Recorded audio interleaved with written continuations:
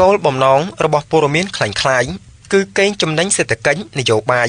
និងធ្វើឲ្យជ្រួលច្របល់ក្នុងសង្គម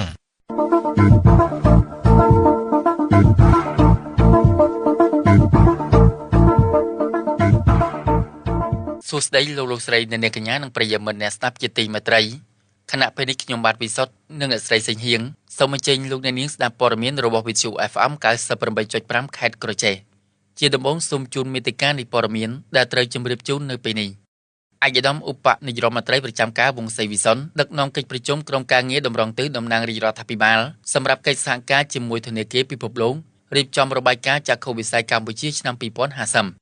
អាជ្ញាធរមានកម្ពុជាចុះពិនិត្យសកម្មភាពមជ្ឈមណ្ឌលស្ដារលទ្ធភាពពលកម្មកាយសម្បត្តិខេត្តបាត់ដំបងដើម្បីបន្តការងារឆ្នាំ2026-2030កិច្ចប្រជុំពេញអង្គអាជ្ញាធរជាតិប្រយុទ្ធនឹងជំងឺអេដស៍លើកទី2ឆ្នាំ2025មន្ត្រីជាន់ខ្ពស់ក្រសួងព័ត៌មានមានប្រសាសន៍ថាទីប្រឹក្សាក្រសួងព័ត៌មាន78រូបបានជួយបណ្ដុះបណ្ដាលនិងផ្ទេរចំណេះដឹងជំនាញដល់មន្ត្រីបន្តវេនគណៈ64រូបទៀតបានបញ្ចូលជាសមាជិកក្រុមការងារចុះមូលដ្ឋានខេត្តក្រចេះសេចក្តីសម្រេចរបស់ក្រុមប្រឹក្សាសន្តិសុខអង្គការសហប្រជាជាតិស្តីពីតំបន់កាហ្សាមិនបានបំពេញតាមការទាមទាររបស់ប្រជាជនប៉ាឡេស្ទីនទេមនុស្ស19នាក់ស្លាប់និង66នាក់រងរបួសក្នុងការវាយប្រហារដ៏ធំរបស់រុស្ស៊ីលើអ៊ុយក្រែន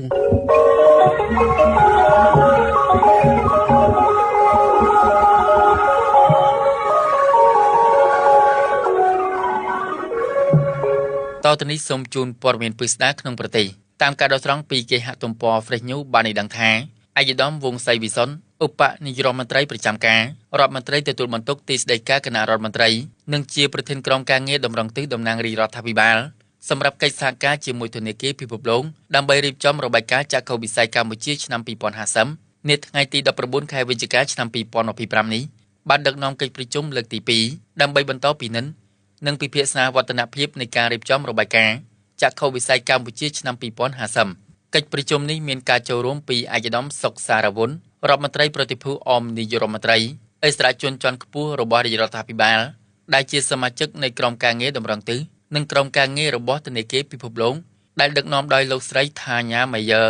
នាយកប្រចាំប្រទេសនៃធនាគារពិភពលោក The World Bank ប្រចាំកម្ពុជាអមដោយសេតវិទូជាន់ខ្ពស់ប្រចាំតំបន់និងសកលដោយបានផ្ដោតការពិភាក្សាលើប្រធានបទចំនួន2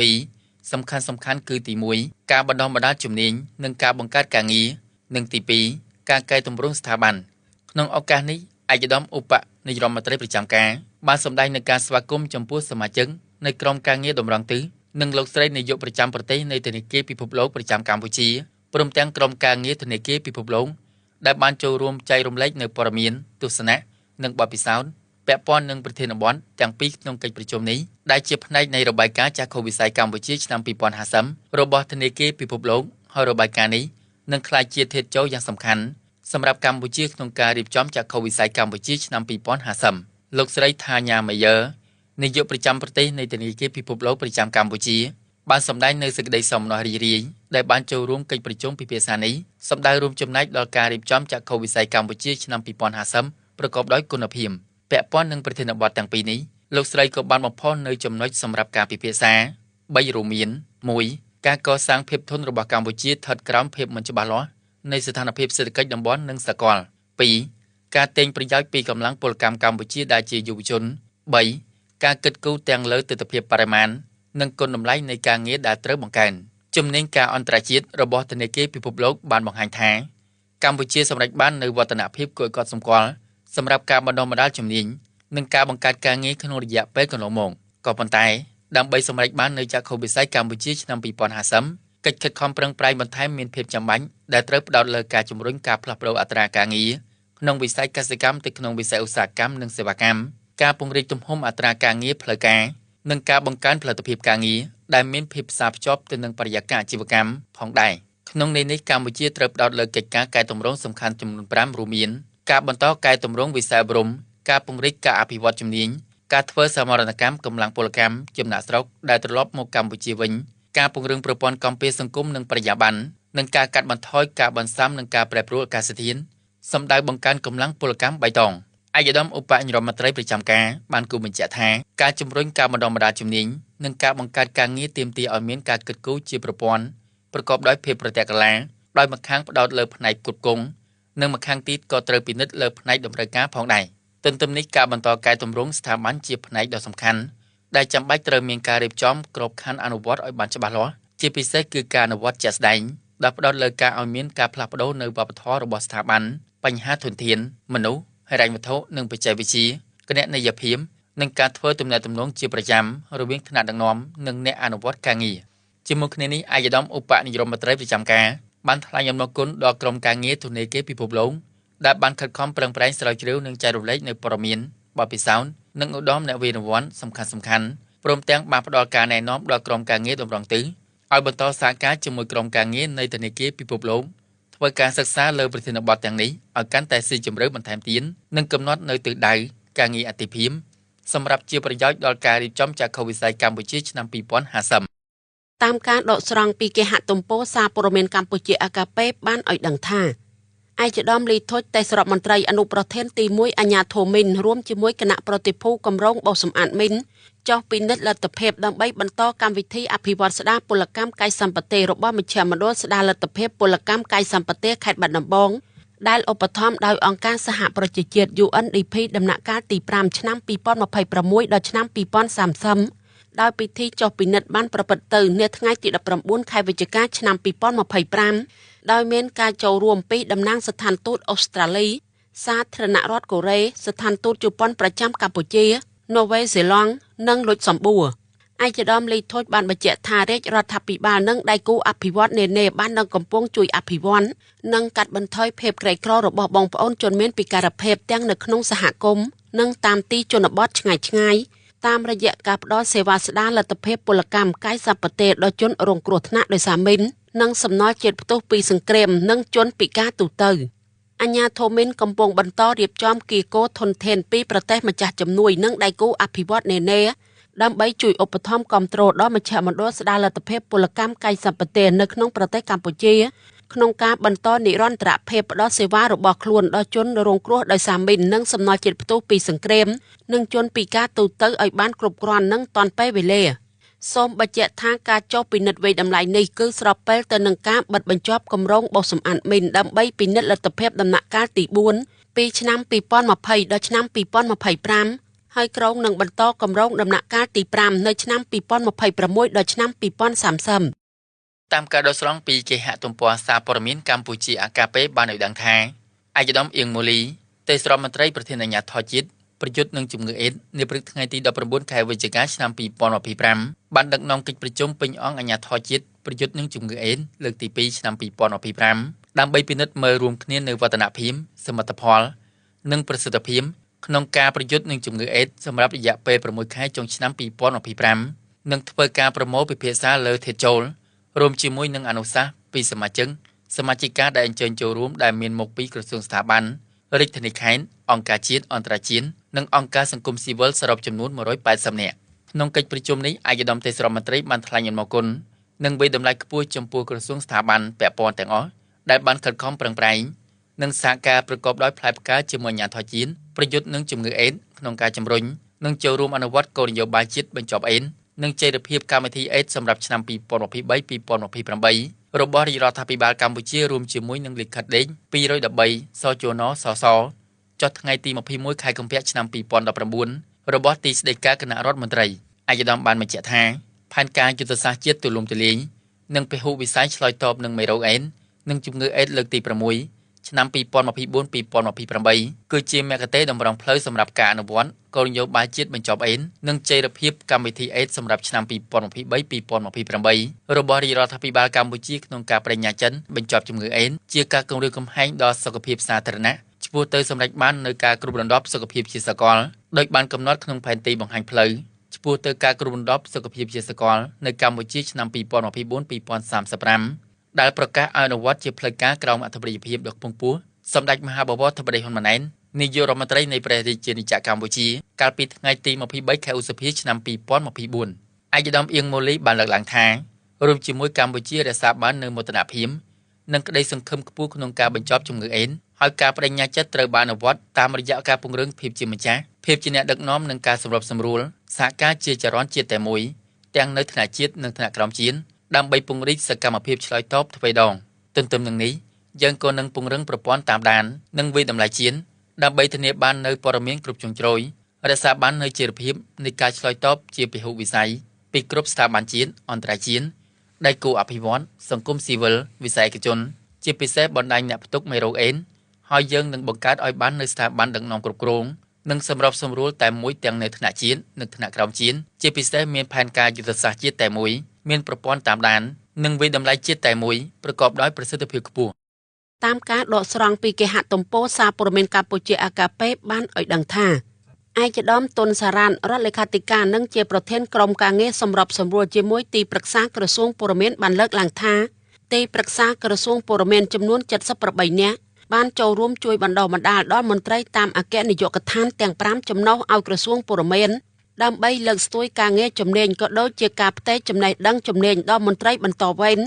គណៈ64រូបទៀតត្រូវបានចាត់បញ្ចូលជាសមាជិកសមាជិកាក្រុមការងារចុះមូលដ្ឋានខេត្តក្រចេះដើម្បីចូលរួមបំពេញការងារជូនដល់ប្រជាពលរដ្ឋនៅក្នុងមូលដ្ឋានការលើកឡើងរបស់ឯកឧត្តមបែបនេះក្នុងកិច្ចប្រជុំបូកសរុបលទ្ធផលការងាររបស់ទីប្រឹក្សាក្រសួងព័ត៌មានឆ្នាំ2025និងលើកទិសដៅការងារបន្តសម្រាប់ឆ្នាំ2026នាព្រឹកថ្ងៃទី19ខែវិច្ឆិកាឆ្នាំ2025នៅសាលមជ្ឈមណ្ឌលបណ្ដុះបណ្ដាលនិងវិក្រិតការវិជ្ជាជីវៈសារព័ត៌មានក្រសួងព័ត៌មានកិច្ចប្រជុំនេះក៏មានការអញ្ជើញចូលរួមពីឯកឧត្តមលោកជំទាវរដ្ឋលេខាធិការអនុរដ្ឋលេខាធិការអគ្គនាយកអគ្គនាយិកានៃអគ្គនាយកដ្ឋានទាំង5ឯកឧត្តមលោកជំទាវអស់លោកស្រីជាទីប្រឹក្សាឋានៈស្មើរដ្ឋលេខាធិការអនុរដ្ឋលេខាធិការលេខាធិការអគ្គនាយករងនិងប្រធាននាយកដ្ឋានជាច្រើនរូបផងដែរឯកឧត្តមតុនសារ៉ានតំណាងឯកឧត្តមនេតភត្រារដ្ឋមន្ត្រីក្រសួងព័ត៌មានបានថ្លែងបញ្ជាក់ថានេះជាលើកទី2ហើយក្នុងរយៈពេលជាង2ឆ្នាំនៃដំណើរការរបស់រាជរដ្ឋាភិបាលកម្ពុជាអាណត្តិទី7នៃរដ្ឋសភាដោយក្រសួងព័ត៌មានបានរៀបចំកិច្ចប្រជុំទីប្រឹក្សាក្រសួងព័ត៌មានក្រោមការដឹកនាំរបស់ឯកឧត្តមនេតភត្រារដ្ឋមន្ត្រីក្រសួងព័ត៌មានឯកឧត្តមរដ្ឋលេខាធិការបានគូបញ្ជាក់ទៀតថាទូនាទីរបស់ឯកឧត្តមលោកជំទាវអស់លោកស្រីជាទីប្រឹក្សារបស់ក្រសួងព័ត៌មានគឺមានសារៈសំខាន់ណាស់ព្រោះជាអ្នកផ្ដល់ប្រឹក្សាជួយដល់ប្រធានស្ថាប័ននិងថ្នាក់ដឹកនាំនៅក្នុងការងារប្រតិបត្តិការជាប្រចាំថ្ងៃរបស់ក្រសួងព័ត៌មានដែលជាស្ថាប័នគ្រប់គ្រងទៅលើវិស័យព័ត៌មាននិងជាស្ថាប័នគាំទ្រមួយយ៉ាងសំខាន់ក្នុងការជួយទៅដល់ក្រសួងមន្ទីរទាំងនៅថ្នាក់ជាតិនិងថ្នាក់ក្រោមជាតិនៅក្នុងវិស័យព័ត៌មាននិងសាធារណមតិឯកឧត្តមក៏បានជម្រាបជូនអំពីស្ថានភាពមួយចំនួនរបស់ទីប្រឹក្សាក្រសួងព័ត៌មានដែលសរុបមានចំនួន413នាក់ស្រី115នាក់ហើយក្នុងចំណោមទីប្រឹក្សាទាំងនេះមានឯកឧត្តមលោកជំទាវចំនួន64រូបត្រូវបានឯកឧត្តមរដ្ឋមន្ត្រីនិងជាប្រធានក្រុមការងាររាជរដ្ឋាភិបាលចុះមូលដ្ឋានខេត្តក្រចេះចាត់បញ្ចូលជាសមាជិកសមាជិកាក្រុមការងារចុះមូលដ្ឋានខេត្តក្រចេះដើម្បីចូលរួមបំពេញការងារជាមួយឯកឧត្តមលោកជំទាវប្រធានក្រុមការងារក្រុងនិងស្រុកទាំង7របស់ខេត្តក្រចេះដើម្បីត្រួតពិនិត្យការអនុវត្តកម្មវិធីនយោបាយយុទ្ធសាស្ត្របញ្ចកោណដំណាក់កាលទី1របស់រាជរដ្ឋាភិបាលកម្ពុជាជាមួយគ្នានេះដែរក៏មានទីប្រឹក្សាចំនួន78នាក់បានចូលរួមជួយបណ្ដុះបណ្ដាលដល់មន្ត្រីតាមអគ្គនាយកដ្ឋានទាំង5ចំណុះឲ្យក្រសួងព័ត៌មានដើម្បីលើកស្ទួយការងារជំនាញក៏ដូចជាការផ្ទេរចំណេះជំនាញដល់មន្ត្រីបន្តវេនក្នុងឱកាសនោះដែរឯកឧត្តមតុនសារ៉ានបានបន្ថែមថាក្រៅពីកិច្ចការងារស្នូលទីប្រឹក្សាមួយចំនួនក៏បានជួយចែករំលែកព័ត៌មានល្អៗដែលទទួលបានពីក្រុមការងារប្រចាំការសមរភូមិព្រំដែនរបស់ក្រសួងព័ត៌មានដោយជួយបង្ហោះសារតាក់ទងដល់ការទប់ស្កាត់ព័ត៌មានคล้ายៗព័ត៌មានប្រឌិននិងព័ត៌មានញុះញង់ជាដើម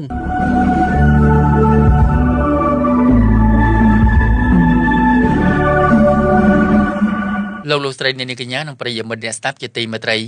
តទៅនេះសូមជូនព័ត៌មានពិស្ដាក្រៅប្រទេសតាមការដកស្រង់ពីគេហទំព័រសារព័ត៌មានកម្ពុជាអាកាពេបានឲ្យដឹងថា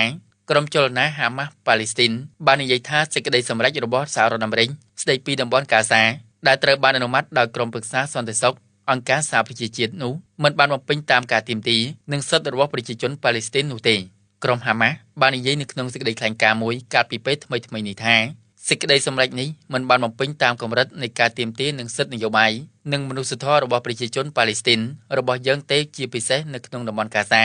សេចក្តីសម្រេចនេះដាក់ចេញនៅយន្តការអាណាព្យាបាលអន្តរជាតិលើតំបន់កាហ្សាដែលប្រជាជនរបស់យើងនិងក្រុមរបស់ពួកគេបដិសេធកាលពីថ្ងៃច័ន្ទក្រុមប្រឹក្សាសន្តិសុខអង្គការសហប្រជាជាតិបានអនុម័តទៅលើសេចក្តីសម្រេចមួយដែលគាំទ្រដោយសហរដ្ឋអាមេរិកដែលអនុញ្ញាតឲ្យបង្កើតកងកម្លាំងស្ថិរភាពអន្តរជាតិ ISS នៅក្នុងតំបន់កាហ្សាកងកម្លាំង ISS នឹងធ្វើការជាមួយអ៊ីស្រាអែលនិងអេស៊ីបក្រោមអាណត្តិ2ឆ្នាំដំបូងដើម្បីធានាចំពោះព្រំដែនតំបន់កាហ្សា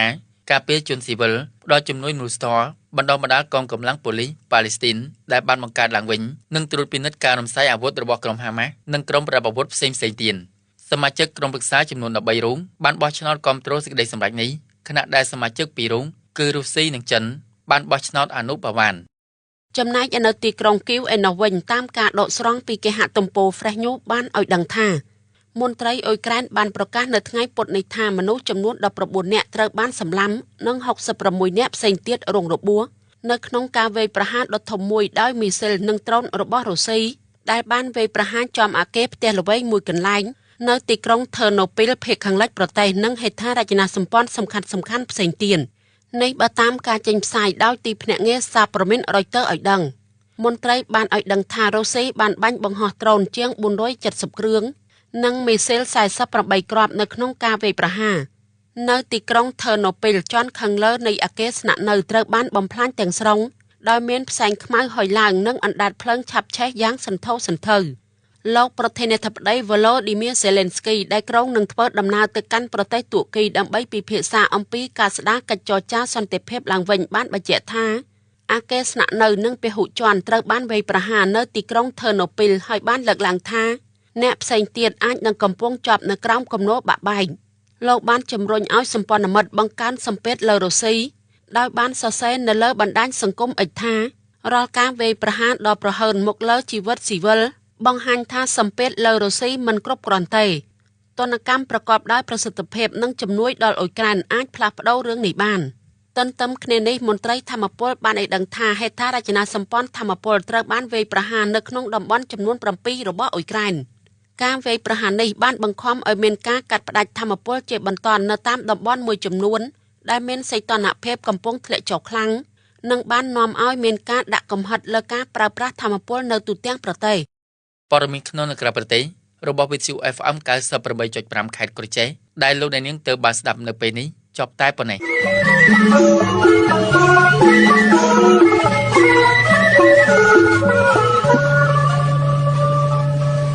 ការផ្ដល់ព័ត៌មានពិនធ្វើឲ្យពលរដ្ឋសម្រាប់ចិនឈរលើមូលដ្ឋានត្រឹមត្រូវ